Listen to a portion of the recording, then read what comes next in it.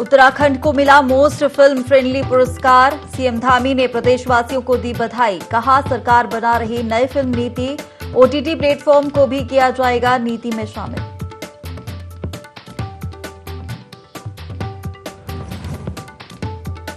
हरिद्वार में कांवड़ यात्रियों पर फूलों की वर्षा। सीएम धामी के निर्देश पर हेलीकॉप्टर से बरसाए गए फूल। कांवड़ियों ने सीएम धामी का जताया आभार।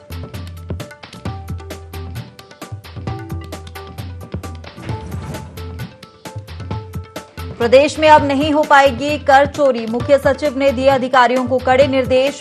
कर चोरी करने वालों पर सख्ती बरतें अधिकारी।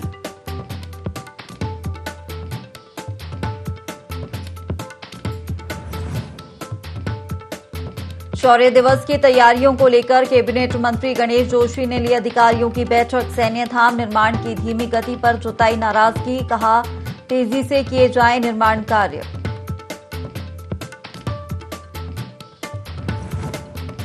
और लोक निर्माण मंत्री सतपाल महाराज ने की केंद्रीय विदेश मंत्री एस जयशंकर से मुलाकात। पंचेश्वर बांध परियोजना की मंजूरी की प्रक्रिया में तेजी लाने मंत्री से किया अनुरोध।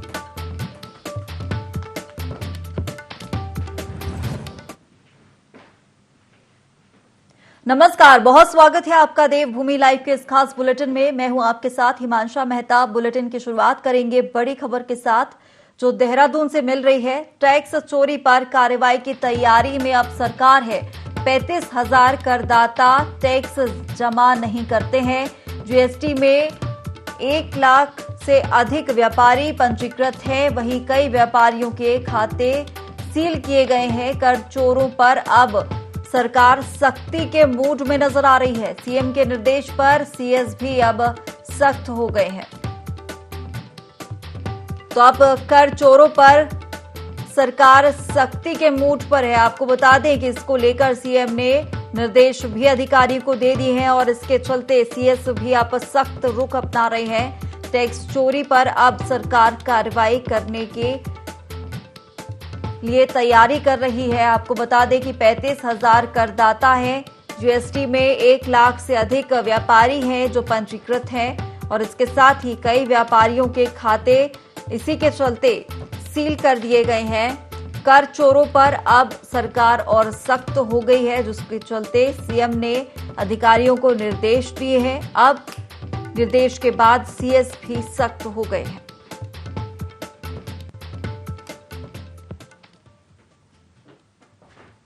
चलिए, तो अब सरकार सख्ती के मूड पर है कर चोरी को लेकर और लगातार जिस तरीके से टैक्स चोरी की जाती है उसको लेकर अब सरकार सख्ती के मूड में नजर आ रही है। और इसी खबर पर तमाम जानकारी के साथ सीधे रुख करेंगे। हमारे प्रिंसिपल करस्पॉन्डेंट कैलाश बिष्ट हमारे साथ जुड़ गए हैं। कैलाश, चोरी पर अब कार्रवाई की तैयारी में सरकार नजर आ रही है। अब मूड बना लिया है सरकार ने कि जिस तरीके से जो करदाता है वो अब टैक्स जमा करे, चोरी ना करे। इसको लेकर क्या कुछ अब सरकार आगे करने वाली है? बिल्कुल, इसको लेकर सरकार बहुत ज्यादा गंभीर है और मुख्यमंत्री ने कुछ दिनों पहले ये निर्देश दिए थे, जिसके चलते मुख्य सचिव डॉक्टर एस.एस. संधू ने अब साफ तौर पर जो जीएसटी से संबंधित जो अधिकारी हैं उनकी एक बैठक ली, महत्वपूर्ण बैठक, और उनको साफ तौर पर यह निर्देशित किया कि जितने भी व्यापारी हैं जो जीएसटी के दायरे में आते हैं उनको जीएसटी हर हाल में जमा करना होगा। मैं आपको बता दूं कि 1 लाख से ज्यादा व्यापारी हैं जो जीएसटी में जिनका पंजीकरण है प्रदेश में, लेकिन वहीं 35,000 ऐसे भी व्यापारी हैं जो जीएसटी नहीं भरते हैं, जिसके चलते सरकार को बहुत ज्यादा नुकसान उठाना पड़ता है। और अब जो कड़ी कार्रवाई यहां पर जो विभाग द्वारा की गई है कि कई ऐसे व्यापारियों को चिन्हित किया गया जिनके गोडाउन्स को सीज किया गया, जिनके जो बैंक के खाते थे उनको यहां पर सीज कर दिया गया ताकि यहां पर वो वित्तीय लेन देन न कर पाए। और उसके बावजूद भी यहां पर अगर कोई कर नहीं देता है तो उस पर और भी दंडात्मक कार्रवाई के प्रावधान के लिए भी साफ तौर पर सरकार ने निर्देशित कर दिया है। लेकिन जहां तक बात है कि जो लोग यहां पर जीएसटी अपना प्रॉपर भर रहे हैं, जो लोग राज्य को टैक्स प्रॉपर दे रहे हैं, ये भी कहा गया है कि उन लोगों को बेवजह परेशान ना किया जाए और उन लोगों को सपोर्ट जिस तरीके से वो राज्य को कर रहे हैं, सरकार को कर रहे हैं, वैसे ही सपोर्ट अधिकारी उन लोगों को भी करे। लेकिन जो लोग यहाँ पर टैक्स के दायरे में आते हैं और जो जो लोग टैक्स नहीं दे रहे हैं, खासतौर पर जीएसटी यहाँ पर नहीं दे रहे हैं, तो उन पर दंडात्मक कार्रवाई के प्रावधान का भी निर्देश सरकार दे चुकी है। क्योंकि मुख्यमंत्री ने साफ तौर पर यह कहा था कि प्रदेश में जो आय के साधन है उनको बढ़ाने का सरकार का मुख्य उद्देश्य है और उसी उद्देश्य को लेकर सरकार आगे चल रही है। लेकिन एक ओर तो सरकार ये कह रही है और वहीं अगर दूसरी ओर कुछ लोगों द्वारा इस तरीके से यहाँ पर सरकार को नुकसान पहुंचाया जाता है तो सरकार उस चीज को बर्दाश्त नहीं करेगी, जिसका एक हिंट यहाँ पर मुख्यमंत्री ने दे दिया है। और इसी हिंट के तहत देखा गया कि जो मुख्य सचिव थे डॉक्टर एस एस संधू, उन्होंने यहाँ पर विभागीय बैठक ली, समीक्षा उसकी की और समीक्षा में पाया गया कि कई ऐसे लोग हैं जिनको चिन्हित किया गया है कि जो लोग समय से टैक्स नहीं दे रहे हैं, जीएसटी नहीं भर रहे हैं, तो उन लोगों पर अब कड़ी कार्रवाई के निर्देश यहाँ पर प्रशासन द्वारा दिए गए हैं कि ऐसे लोगों को चिन्हित किया जाए और ऐसे लोगों पर कड़ी कार्रवाई की जाए।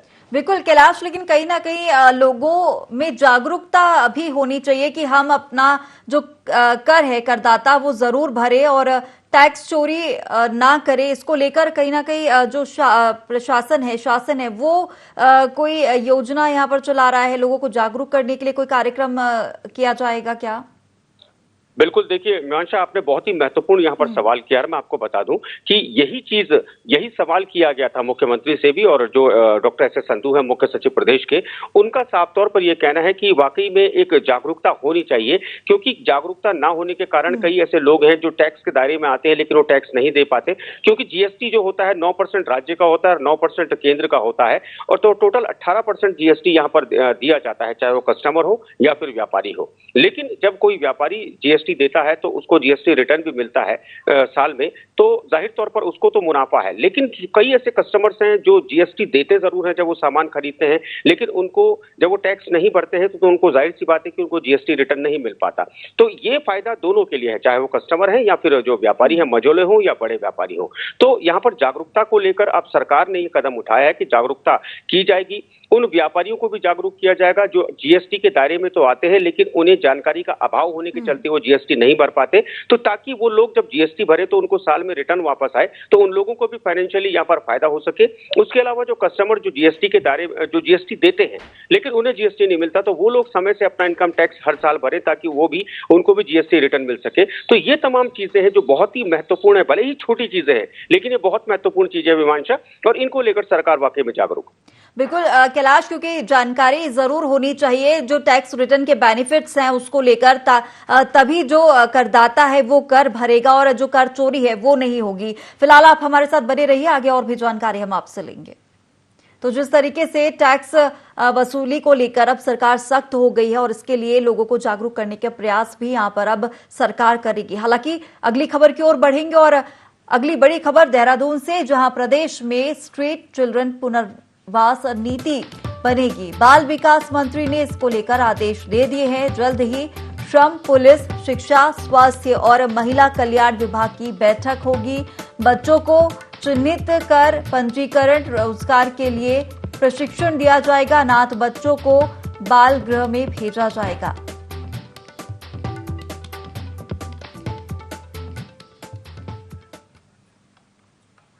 चलिए, तो अब प्रदेश में स्ट्रीट चिल्ड्रन पुनर्वास नीति बन रही है और इसके लिए बाल विकास मंत्री ने आदेश भी दे दिए हैं। और तमाम जानकारी के लिए लगातार हमारे सहयोगी प्रिंसिपल करस्पॉन्डेंट कैलाश बिष्ट हमारे साथ बने हुए हैं। कैलाश, अब प्रदेश में स्ट्रीट चिल्ड्रन पुनर्वास नीति बनाई जा रही है जिसको लेकर बाल विकास मंत्री ने भी आदेश दे दिए हैं। किस तरीके से कार्य किया जाएगा?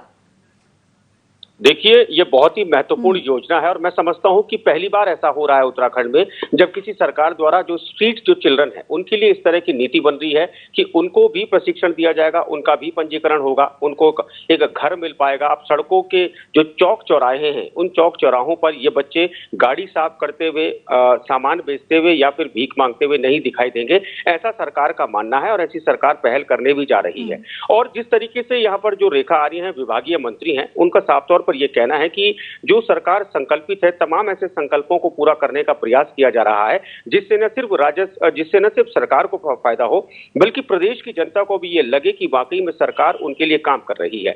स्ट्रीट जो चिल्ड्रन होते हैं उनके लिए आज तक किसी भी सरकारों ने नहीं सोचा। इतना जरूर होता है कि जब भी बच्चे यहाँ पर भीख मांगते हैं तो उनको उठाकर जो गृह हैं उन गृहों पर उनको भेज दिया जाता है ताकि वहां पर उनका सुधारीकरण हो सके। लेकिन हाँ, पहली बार ऐसा हो रहा है कि यहाँ पर जो स्ट्रीट चिल्ड्रन है, उन स्ट्रीट चिल्ड्रनों के विकास के लिए यहाँ पर जो राज्य सरकार पुरजोर यहाँ पर कोशिश कर रही है। और जिस तरीके से रेखा आर्य की बात करें तो उन्होंने साफ तौर पर यह कहा है कि इसके लिए जितने भी संबंधित विभाग हैं, चाहे वो शिक्षा का क्षेत्र हो, पुलिस का क्षेत्र हो, श्रम विभाग हो, महिला कल्याण विभाग हो, ये तमाम विभागों के अधिकारी आपस में बैठेंगे, आपस में बातचीत करेंगे और उसके बाद एक हल निकाला जाएगा कि आखिर वो क्या पॉलिसीज होंगी जिन पॉलिसीज के तहत ये जो प्लानिंग है, इस प्लानिंग को पूरा किया जाए। इसके अलावा हिमांशा, मैं आपको एक बात और बता दूं कि यहाँ पर जो हरिद्वार जिला है, हरिद्वार जिला देहरादून से बहुत दूर पड़ता है, लिहाजा वहां पर कई ऐसी महिलाएं होती हैं जो महिलाएं बेसहारा होती हैं, जिनका कोई यहाँ पर रहनुमा नहीं होता, तो उनके लिए भी वात्सल्य योजना की शुरुआत की जा रही है सरकार की ओर से। और वात्सल्य भवन बनाया जाएगा हरिद्वार में, ताकि जो हरिद्वार और आसपास के जो क्षेत्र की जो महिलाएं होंगी, जो बच्चे होंगे, उनको वहां पर रखा जाएगा। उसके अलावा बाल भवन यहाँ पर बनाए जाएंगे, ताकि जो बच्चे जो सड़कों में भीख मांगते हैं, जो सड़कों में भटकते हैं, उन बच्चों को एक घर भी मिल सके। और उसके अलावा सबसे बड़ी बात कि उनको ऐसी ट्रेनिंग दी जाएगी कि वो रोजगार परक योजनाएं जो होती हैं उनको वो अपना सके, उनके बारे में जान सके, ताकि बड़े होकर वो लोग अपने पैरों पर खड़े हो सके। विमांशा, बिल्कुल कैलाश, लेकिन कहीं ना कहीं ये थोड़ी चुनौतीपूर्ण लगता है जिस तरीके से, क्योंकि स्ट्रीट में जो लोग, जो चिल्ड्रंस हैं, वो भीख मांगते हुए सड़क पर नजर आएंगे। कई ऐसे बच्चे होते हैं जिनके माता पिता होते हैं, उसके बावजूद वो सड़क पर भीख मांगते हैं। लेकिन कई ऐसे भी बच्चे हैं जिनके माता पिता नहीं होते, और जिनके माता पिता नहीं है उन्हें चिन्हित करना आसान है, लेकिन ऐसे में उन्हें पुनर्वास नीति के तहत लेकर आना और उन्हें प्रशिक्षण देना, कई बार माता पिता जो हैं वो इससे पसंद नहीं करते कि उनके बच्चों को शिक्षा दी जाए। फिर उसके बाद क्योंकि उनका भीख कौन मांगेगा, ये भी एक बड़ी वजह होती है जिस तरीके से अमूमन तौर पर देखी जाती है, क्योंकि सरकार इस तरीके से योजनाएं लगातार चलाती भी रहती है। बिल्कुल, देखिए, पुलिस को इसीलिए इसमें इन्वॉल्व किया गया है क्योंकि कई बार ऐसा होता है कि मानव तस्करी के केस बहुत ज्यादा आते हैं। अगर फर्ज कीजिए कि बंगाल से कोई बच्चा चोरी होता है, उसको उत्तराखंड में यहाँ पर ला दिया जाता है और कुछ लोगों द्वारा उससे भीख मंगवाई जाती है, तो इसीलिए पुलिस का एक अहम किरदार इसमें रखा गया है कि पुलिस ऐसे बच्चों को चिन्हित करे जिनके माँ बाप न हो, जिनको यहाँ पर जबरदस्ती इस धंधे में धकेल दिया गया है। और यहाँ पर कोशिश ये की जाएगी कि उन्हीं लोगों का यहाँ पर चिन्हीकरण होगा, जो लोग वाकई में इसके पात्र होंगे, उन्हीं लोगों का पुनर्वास करने की योजना सरकार बना रही है। और इसको लेकर मंत्री भी साफ तौर पर कह चुकी हैं कि सिर्फ और सिर्फ उन्हीं लोगों को हम पुनर्वासित करेंगे जो लोग इस दायरे में आते हैं, जो बच्चे इस दायरे में आते हैं, जो महिलाएं इस दायरे में आती हैं। तो इसको लेकर हालांकि हाँ, चुनौती बहुत बड़ी है, लेकिन चुनौती से पार पाना सरकार का काम है और सरकार इसके लिए कटिबद्ध है, जिस तरीके से जो कैबिनेट मंत्री हैं उनका कहना है। बिल्कुल, चलिए कैलाश जी, हमारे साथ जुड़ने के लिए और तमाम जानकारी हम तक पहुंचाने के लिए आपका बहुत शुक्रिया। कारगिल विजय दिवस 26 जुलाई को धूमधाम से मनाया जाएगा। देहरादून में मुख्य कार्यक्रम का आयोजन किया जाएगा। शुक्रवार को सैनिक कल्याण मंत्री गणेश जोशी ने तैयारियों की समीक्षा की। दूसरी तरफ उन्होंने सैन्य धाम के निर्माण में बरती जा रही ढिलाई पर अधिकारियों से कड़ी नाराजगी जताई। उन्होंने कहा कि इस दिवस को पूरे प्रदेश में धूमधाम के साथ मनाया जाएगा। सैन्य धाम के निर्माण कार्यों की धीमी गति पर जोशी ने अधिकारियों से नाराजगी जताई है। वहीं ठग में मंत्री जोशी ने शौर्य दिवस की तैयारियों को लेकर अधिकारियों से जानकारी ली, जिसमें अधिकारियों द्वारा मंत्री जोशी को अवगत कराया गया कि प्रदेश भर में शौर्य दिवस मनाने की दिशा में कार्य तेजी से चल रहा है।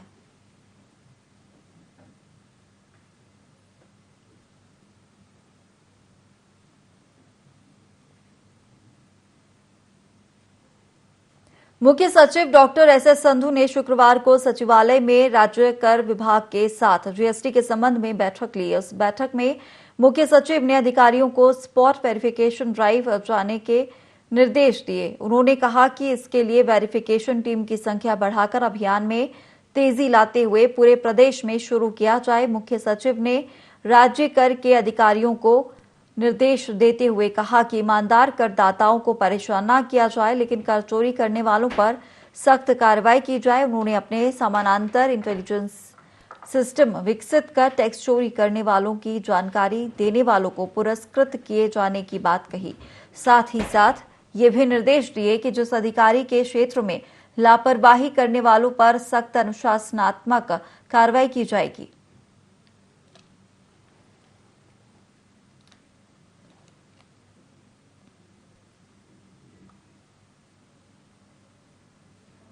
देहरादून लेडीज क्लब वेस्ट के तत्वाधान में त्यागी रोड स्थित एक होटल में तीज महोत्सव कार्यक्रम का आयोजन किया गया। कार्यक्रम का शुभारंभ उत्तराखंड विधानसभा अध्यक्ष ऋतु खंडूरी भूषण ने किया।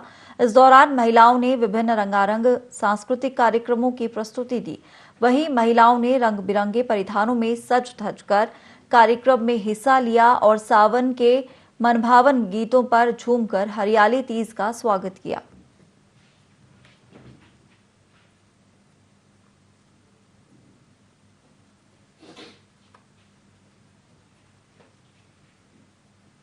उत्तराखंड के कैबिनेट मंत्री सतपाल महाराज ने केंद्रीय विदेश मंत्री एस जयशंकर से मुलाकात की। इस दौरान भारत नेपाल के बीच ऐतिहासिक संबंधों को मजबूत करने में महत्वपूर्ण भूमिका अदा करने वाली बहुउद्देशीय पंचेश्वर बांध परियोजना की मंजूरी की प्रक्रिया में तेजी लाने के लिए संबंधित मंत्रालय को निर्देशित करने का अनुरोध किया। बता दें कि सतपाल महाराज ने विदेश मंत्री एस जयशंकर से उनके नई दिल्ली स्थित आवास पर भेंट कर उन्हें एक पत्र भी सौंपा है।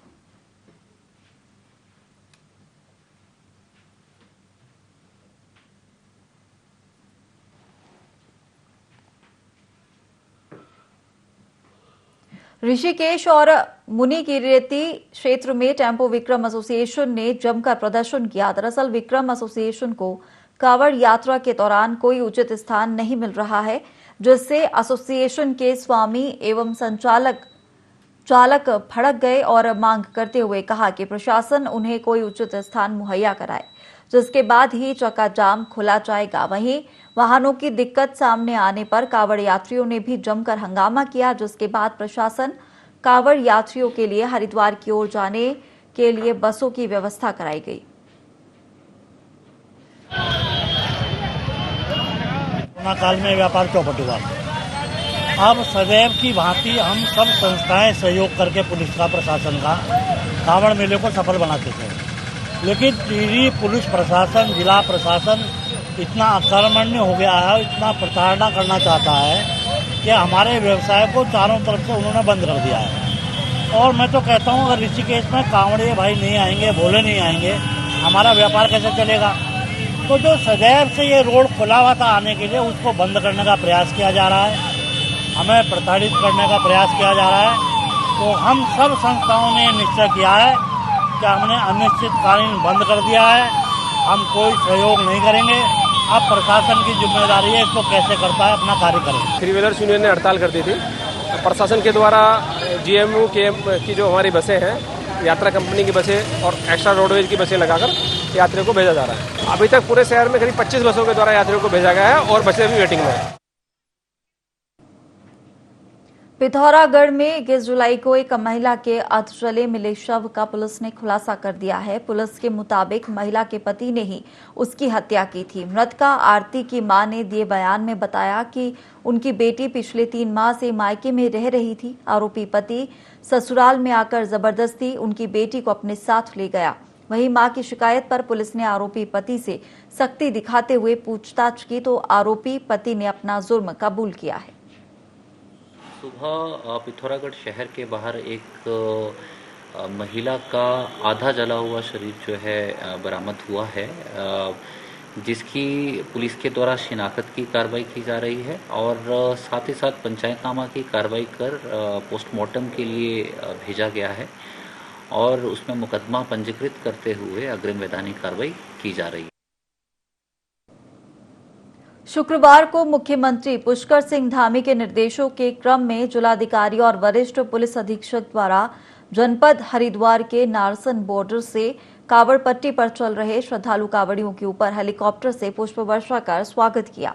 श्रद्धालु कांवड़ियों के ऊपर पुष्प वर्षा करने का ये क्रम बैरागी कैंप, शंकराचार्य चौक, हरि की पौड़ी और अपर रोड तक संचालित किया गया। वहीं श्रद्धालु कांवड़ियों ने अपने ऊपर हुई पुष्प वर्षा और स्वागत व अभिनंदन व्यवस्थाओं की हृदय से प्रशंसा की।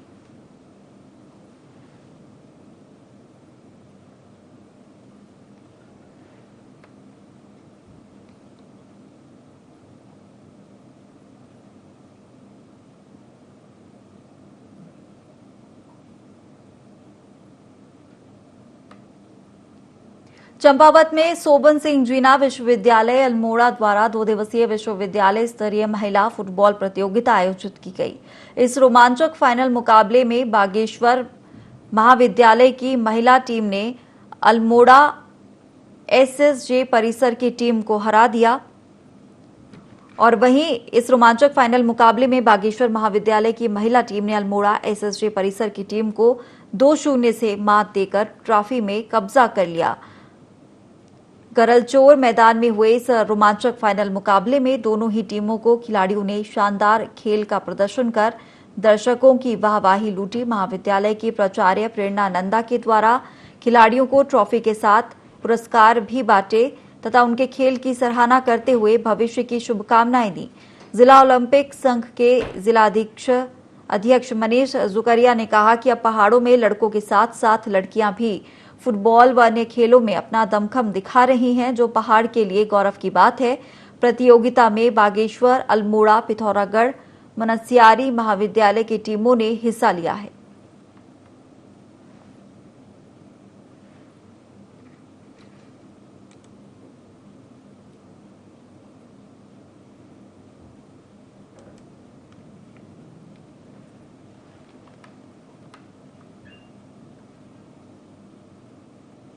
कालाढूंगी में उमस भरी गर्मी में बिजली की आंख मिचौली से जनता बेहाल है। बिजली विभाग की लापरवाही के चलते जनता को विद्युत कटौती से दो चार होना पड़ रहा है। क्षेत्रीय लोगों का कहना है कि भीषण गर्मी के बावजूद दिन में कई बार बिजली कटौती की जा रही है, जिससे उन्हें खासी दिक्कतों का सामना करना पड़ रहा है। कई बार उनका काम भी इससे प्रभावित होता है। इधर विद्युत विभाग के एसडीओ दीपक पाठक का कहना है कि गर्मी के चलते बिजली का यूज अधिक हो रहा है और उन्हें पूर्ति करने के लिए कटौती करनी पड़ रही है।